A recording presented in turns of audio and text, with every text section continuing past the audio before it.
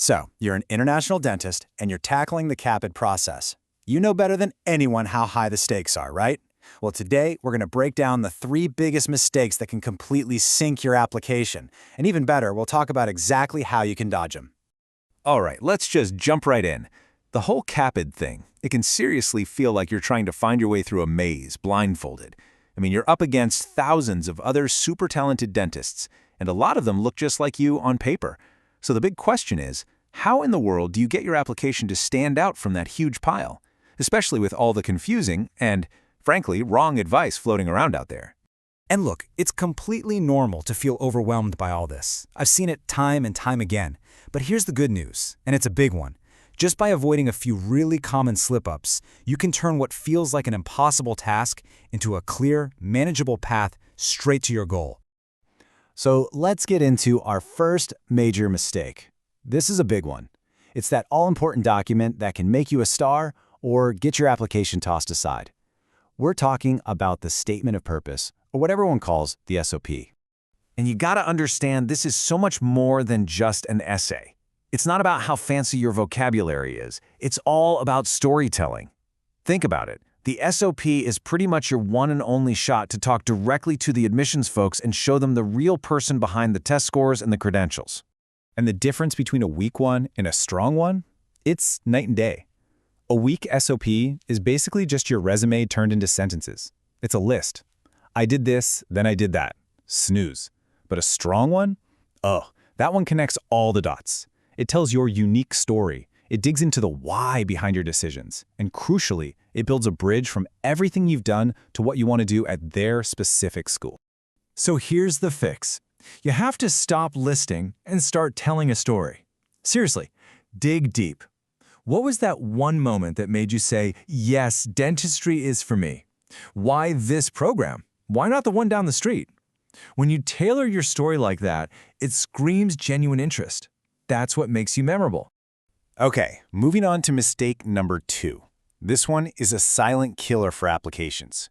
It can take a great profile and just tank it. I'm talking about generic letters of recommendation. And trust me, these are not just a box you need to check. You can't just get any letter and call it a day.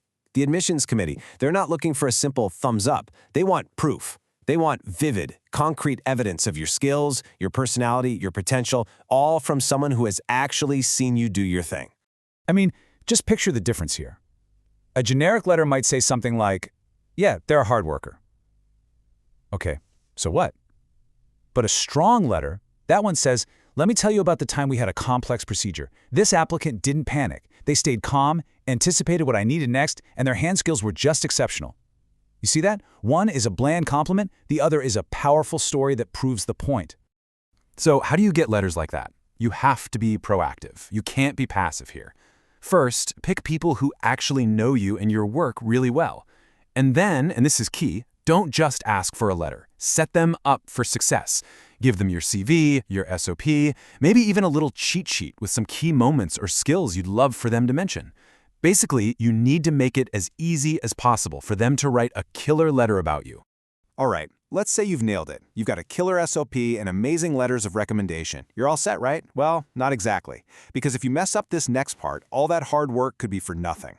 And that brings us to our third and final mistake, having absolutely no strategy. You've probably heard of the spray and pray method, right? Just apply to like 50 schools and hope one of them sticks. It's one of the costliest mistakes you can make. And I'm not just talking about money, though it will drain your bank account.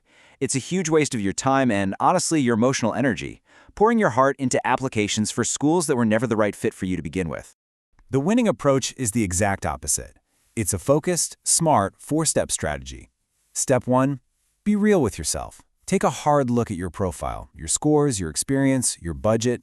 Step 2, do your homework. Really research the programs to find where you'd actually fit in. Step 3, make a short list. We're talking 10 to 15 schools max. This lets you do step 4, customize every single application. That focus, that's what really bumps up your chances of getting in. So, let's pull it all together. When you boil it down, avoiding these 3 massive mistakes is all about nailing 3 things. Telling a powerful personal story in your SOP, getting strong, detailed recommendations from the right people, and applying with a smart, focused strategy. Think of them as the 3 pillars of a successful application. If one is weak, the whole thing can come crashing down. And at the end of the day, the goal isn't just to get that acceptance letter. It's about changing how you even look at this whole process. It's not just a bunch of hoops to jump through. It's a chance, a real opportunity to look back at your journey, figure out exactly what you want, and show these schools the incredible, unique value that only you can bring. So I'll leave you with this. What story is your application telling right now?